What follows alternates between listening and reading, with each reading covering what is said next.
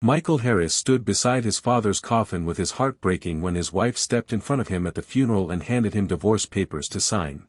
What she did not know was that the man being buried that day was not a poor forgotten old man. He was a secret billionaire, and the truth was about to surface before the funeral ended. The funeral took place beneath tall oak trees whose branches stretched wide like they were trying to shelter everyone gathered below. Purple and white ribbons hung softly from the branches, moving slowly with the breeze.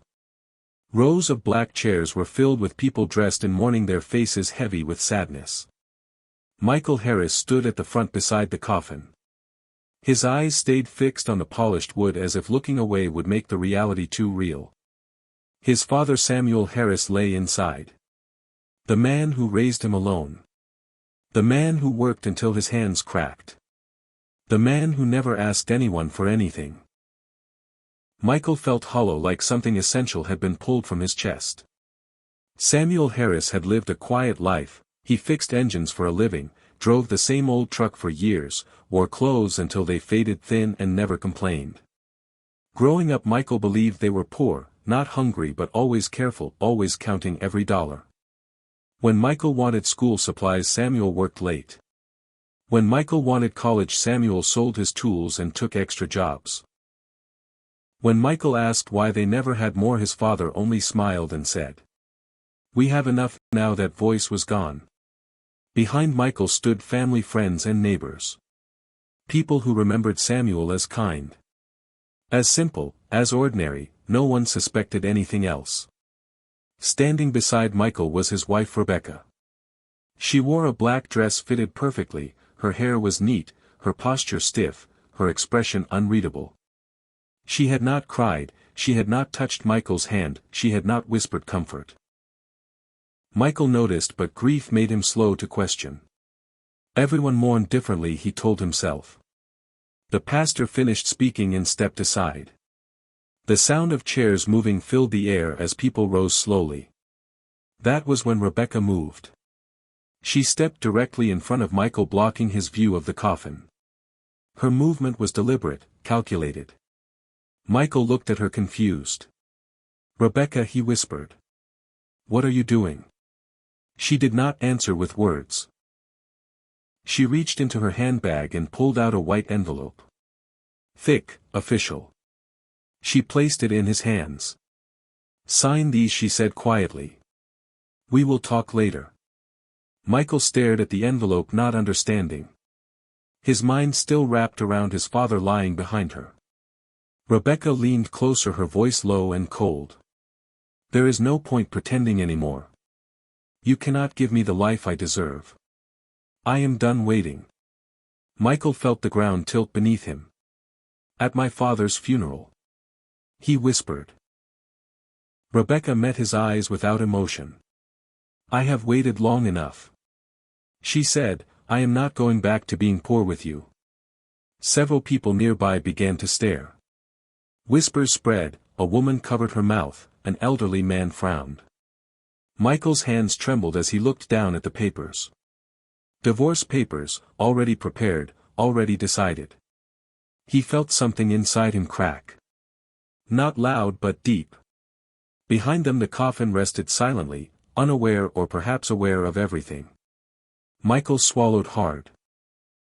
He could not even find anger, yet only disbelief. Rebecca straightened. "Sign them," she said. "Let us both move on." At that moment a black luxury car rolled quietly to a stop at the edge of the cemetery. Its engine purred softly out of place among the grief and silence. A tall man in a dark suit stepped out. Followed by two others. All three moved with purpose. Michael did not notice them yet. But several mourners did. And as the men approached the coffin, everything was about to change. The three men walking toward the coffin did not rush. They moved with a calm confidence that felt heavy in the air. Their black suits were sharp. Their shoes clean. Their eyes focused. Whispers spread through the mourners like a ripple through still water. People turned in their seats. Some stood on tiptoe trying to see. Rebecca noticed first. Her eyes narrowed slightly. Annoyance crossed her face as if she believed the interruption was disrespectful. She stepped aside half a step, still blocking Michael's view of the coffin. Michael remained frozen. The divorce papers felt heavier than stone in his hands. His father's funeral. His marriage ending. All colliding at once. The tallest of the three men stopped beside the coffin. He looked down at the nameplate. Samuel Harris. He removed his gloves slowly. Lowered his head for a brief moment. A gesture of respect. Then he straightened and turned to face the crowd. "Excuse me," he said calmly. "My name is Thomas Caldwell." The name meant nothing to Michael. But several older men in the crowd stiffened. One woman gasped softly. Thomas continued. "I am the senior legal executor for the Harris estate." The word estate floated through the air, confusing and misplaced. Estate belonged to wealthy families. Not mechanics, not men who fixed engines for a living. Rebecca scoffed quietly. "This must be a mistake," she said. "You are interrupting a funeral." Thomas turned to her politely. "I apologize," he said. "But the timing is necessary." He shifted his gaze to Michael. "Mr. Harris. You are Michael Harris, correct?" Michael nodded slowly. "Yes," he said. "That is me." Thomas reached into his briefcase and removed a thick folder. Documents bound neatly. Stamped and signed. "I was instructed by your father to locate you immediately following the service," Thomas said. "There are matters that cannot be delayed." Michael swallowed. "My father did not have matters," he whispered. "He barely had savings." Thomas allowed a small respectful pause. Then spoke clearly so everyone could hear. "Your father Samuel Harris was the sole owner of Harris Industrial Holdings," he said, "a privately held investment firm with assets exceeding $900 million. Silence crashed down harder than any sound. The breeze through the trees stopped mattering. Birds ceased to exist. Michael blinked once, twice. "That is not possible," he said. "My father was a mechanic." Thomas nodded. "He was also a founder. An investor. And a man who chose anonymity." Murmurs exploded. People stood. Some stepped closer. Rebecca's face drained of color. Her mouth opened. Closed. Opened again. $900 million. She whispered. Thomas continued. "Mr. Harris structured his holdings under multiple layers of privacy. He lived simply by choice. And instructed us never to reveal his wealth until his passing." Michael felt dizzy. He reached out instinctively and steadied himself against the coffin. Thomas gestured gently toward the folder. "You are the sole heir," he said. "There are no other beneficiaries." Rebecca's breath came fast. She stepped closer to Michael. Her voice suddenly soft. "Michael," she said. "We should talk about this."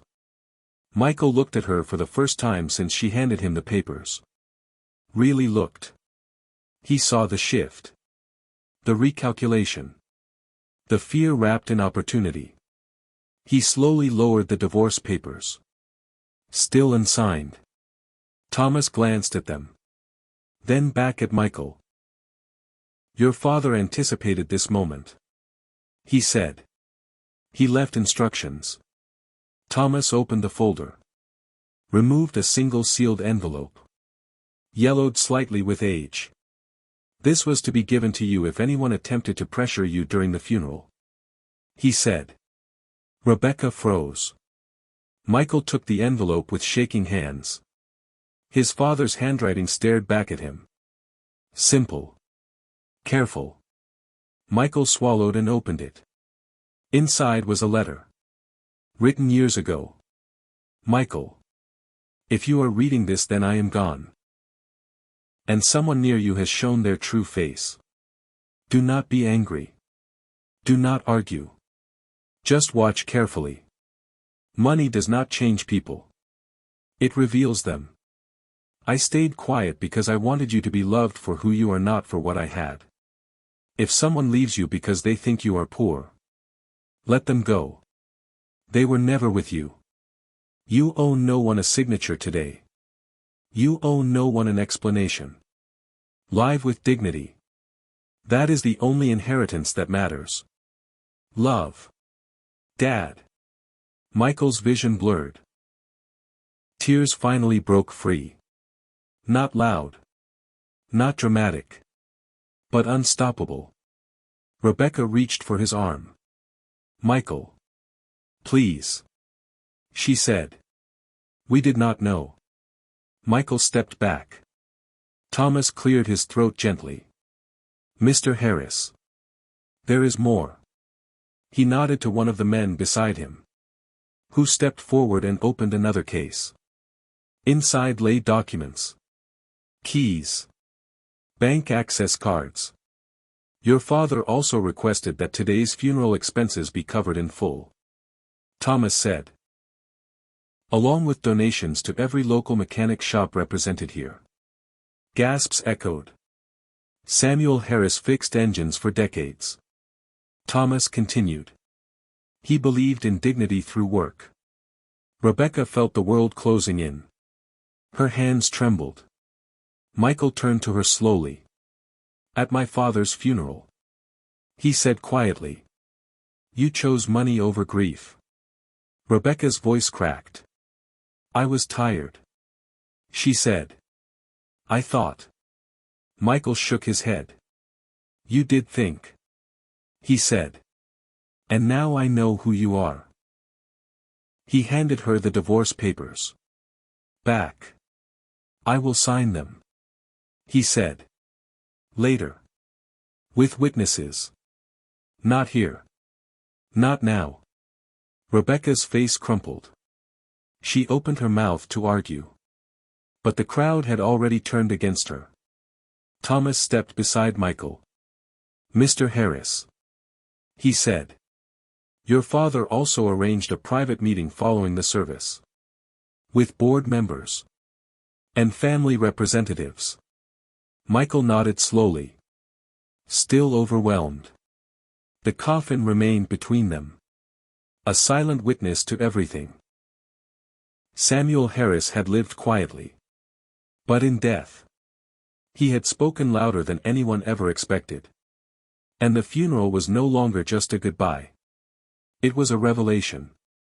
The crowd remained standing long after the words had settled. No one knew where to look. At the coffin. At Michael. At Rebecca. The air felt thicker. Charged. Like something ancient had just shifted. Thomas Caldwell waited patiently, giving Michael space. The kind of space given to someone whose life had just cracked open. Michael folded the letter carefully and placed it inside his jacket. His father's voice echoed in his chest, stronger now than the grief. Money does not change people. It reveals them. He looked again at the coffin. At the simple wood. At the man who chose silence over applause. Michael finally spoke. My father never wanted attention. He said quietly. He only wanted to be left alone to live honestly. Thomas nodded. He succeeded. He said. For decades. Rebecca tried again. Her voice trembling now. Michael. I was scared. I thought we would never escape struggling. Michael turned to her fully. People leaned in. This was the moment they would remember. You did not struggle. He said. You waited. And the moment patience asked something of you. You left. Rebecca shook her head. I loved you. She insisted. Michael answered calmly. Love does not arrive with documents. And it does not wait for funerals. A hush followed. Thomas cleared his throat. Mr. Harris. There is a schedule to observe. He said. But there is also your choice. Michael nodded. I want to finish burying my father. He said. Everything else can wait. The pastor resumed quietly. The service concluded. Flowers were laid. Prayers whispered. Rebecca stood alone now. People avoided her gaze. Some shook their heads. Some whispered openly. When the coffin was lowered, Michael closed his eyes. He felt grief return in full. But it no longer stood alone. It was joined by clarity. After the service, Thomas guided Michael toward the waiting vehicles. 2 black sedans stood ready. Out of place. Yet inevitable. Rebecca hurried forward.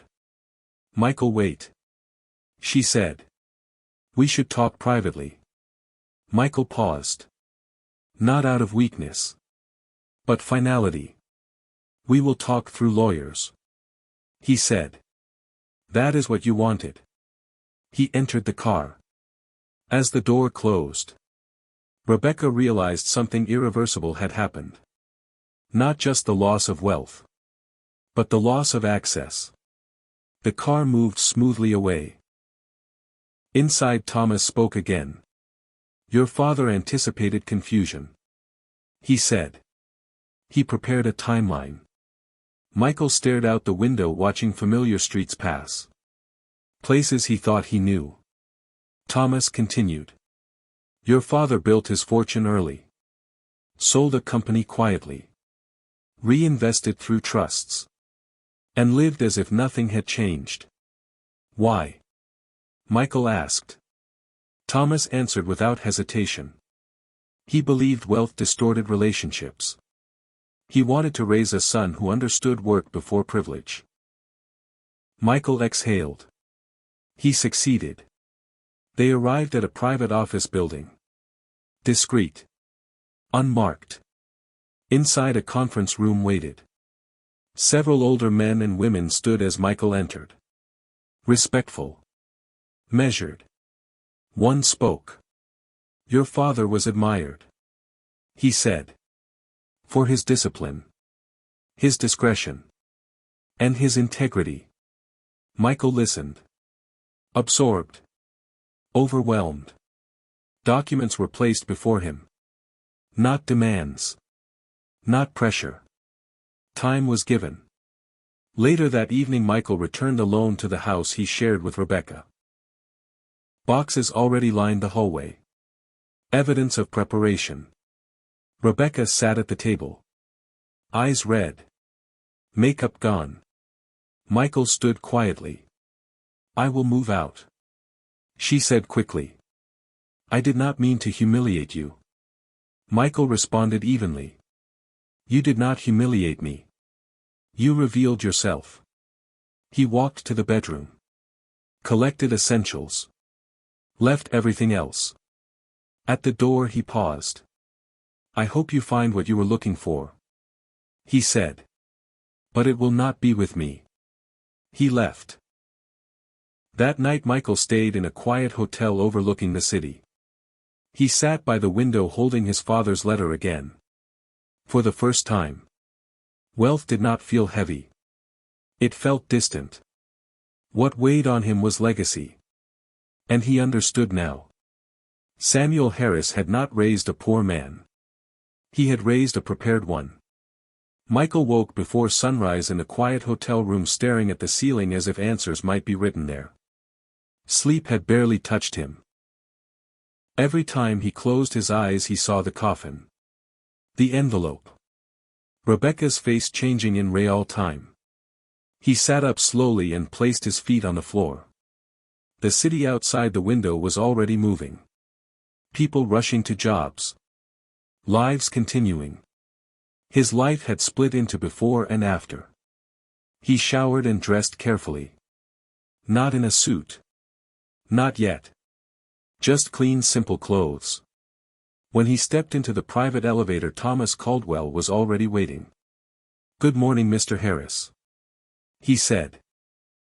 There is no rush today. Michael nodded. Thank you. He replied. I feel like everything is rushing anyway. They rode in silence. At the office building a full floor had been reserved. Conference rooms. Legal teams. Financial advisors. Michael felt like an outsider in a place built by his father. For him. Without him knowing. The first meeting lasted hours. Names. Entities. Trusts. Shell companies. Michael listened more than he spoke. He asked questions when he needed. He did not pretend to understand everything. That earned respect. One advisor said quietly. Your father insisted you would not rush decisions. He believed patience was your strongest quality. Michael smiled faintly. He taught me that by example. Midway through the meeting a screen lit up. Charts appeared. Assets. Holdings. Numbers larger than Michael had ever imagined. He felt no thrill. No greed. Only gravity. This is not money. He thought. This is responsibility. During a break Michael stepped outside onto a terrace. The city stretched endlessly below. He remembered standing on rooftops with his father as a kid. Samuel pointing at buildings and saying. Every one of these was built by someone who started with nothing but time. Michael closed his eyes. His phone buzzed. A message from Rebecca. Can we please talk? I made a mistake. I was overwhelmed. Michael read it once. Then locked the phone. Back inside Thomas approached him carefully. There is something else. He said. Your father left video recordings. Messages intended for different stages. Michael swallowed. I would like to see them. He said. They moved into a smaller room. Lights dimmed. A screen flickered on. Samuel Harris appeared. Older. Calm. Sitting in a worn leather chair. Michael. Samuel said on screen. If you are watching this then I am gone. And things are probably complicated. Michael's throat tightened. Samuel continued. I never hid money because I was ashamed. I hid it because I wanted truth around you. I wanted to know who stayed when there was nothing to gain. Michael exhaled shakily. Samuel smiled. Looks like you know now. The video paused. Michael leaned back covering his face for a moment. When he lowered his hands his expression was steadier. I am ready. He said. That afternoon Michael signed nothing except acknowledgements. No commitments. No decisions. Power did not require haste. Across town Rebecca sat alone in the house surrounded by boxes. Her phone silent. Friends not answering. She replayed the moment at the funeral again and again. The envelope. The papers. The car arriving. She had believed timing was leverage. She had been wrong. A knock came at the door. A courier delivered legal documents. Separation filings. Financial disclosures. She sank into a chair. Michael returned to the hotel later that evening exhausted. Not from work. From revelation. He sat by the window again.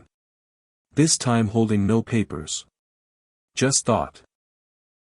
He thought about every argument Rebecca had started over money. Every comment about upgrades. Every comparison to others. He had believed love would outlast inconvenience. Now he knew better. The next morning Michael visited his father's old garage. The place still smelled of oil and metal. Tools hung neatly. Dust untouched. An old mechanic recognized him. Your father was a good man. He said. Never talked about himself. Michael nodded. He talked through actions. Michael paid off the garage lease. Donated tools. Set up a fund for workers. Not as a gesture. As continuation. Later that week Michael sat in a boardroom again. This time leading. He spoke slowly. "I will not run this like a man who discovered money overnight," he said. "I will run it like someone who understands absence." Executives listened. News of the fortune began to leak. Not loudly, but inevitably. Articles appeared. The mechanic billionaire. The silent empire. Michael avoided interviews. He declined statements. At night he returned to quiet spaces. Reading. Thinking. Rebecca's lawyer called. Negotiations. Settlements. Michael instructed his team. Be fair. But final. The divorce proceeded without drama. No revenge. No spectacle.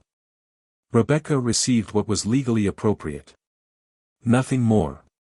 She signed quietly. Months passed. Michael stood once again beneath the oak trees where the funeral had taken place. No crowd this time. Just him. He placed a hand on the grass. And whispered. "You were right." The wind moved the ribbons gently. As if answering. Michael returned to the city months later no longer as a man carrying grief alone but as someone who understood the weight of continuity. The buildings looked the same. The streets sounded the same. But his place among them had shifted. He moved into a modest apartment overlooking a park. Not a mansion. Not a statement. Just space and quiet. Every morning he walked the same path his father used to take before work. Hands in pockets. Head slightly down. Observing more than speaking.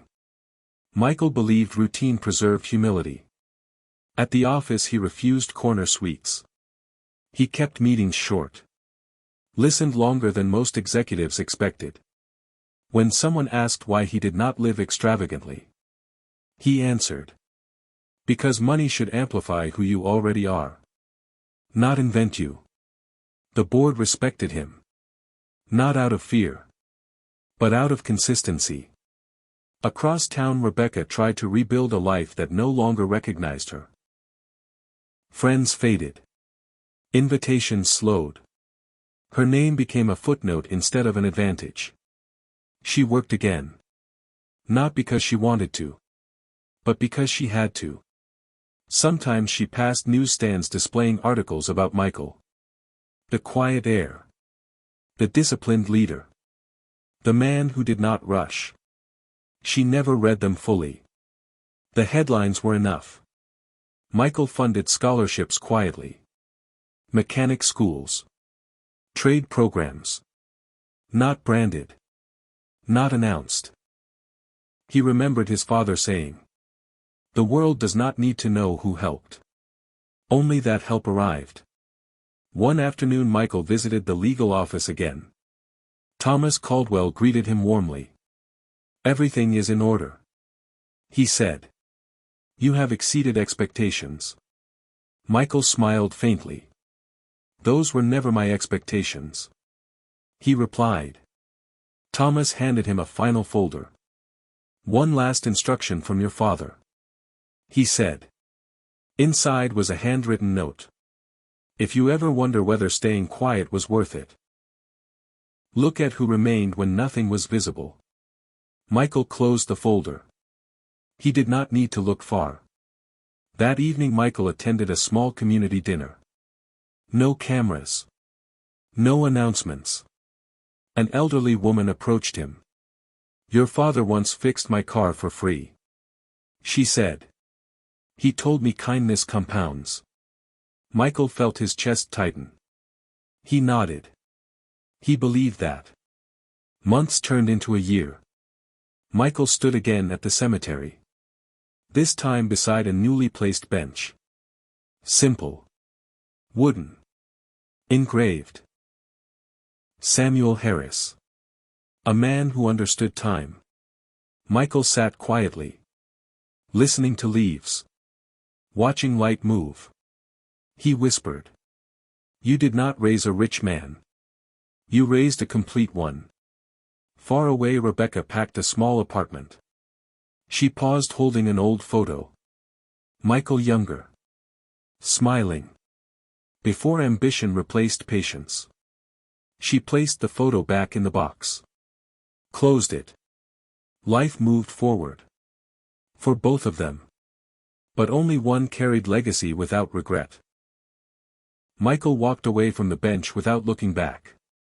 Not because he forgot. But because he understood. Some wealth is counted in numbers. Some is counted in restraint. And the rarest kind is the kind that reveals truth at exactly the right moment.